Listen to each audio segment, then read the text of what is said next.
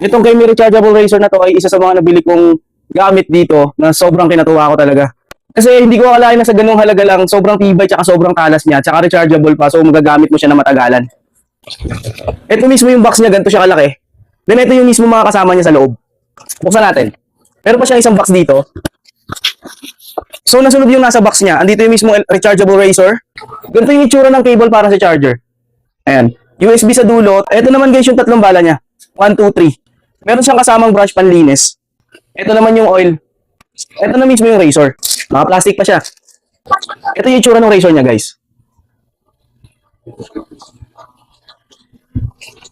Dito nga pala charge. Ganito lang natin isasaksak yung cable sa pinakailalim. Tapos ito na yung sa mismong charger adapter na kahit ano dyan sa bahay niyo. Pwede na. Ito yung mismong itsura ng blade niya. Bali, gawa sa stainless yan. Tsaka sobrang talas talaga niyan. Ito yung mismong switch para gumana siya. Kasi ito yung screen ng niya, ng battery percentage. Meron din siyang handle dito para pwede nyo isabit kung saan-saan. Ganyan naman yung itsura niya pag gumagana na, tapos ganito lang din siya kaingay. Ayan, nagbabibrate. Ito naman yung percentage ng charge. So, nung nagamit ko ito ng unang beses, 100%, 15% yung nabawas. So, kada gupit, 15% yung mababawas. Nagbakalbo pa ako nun.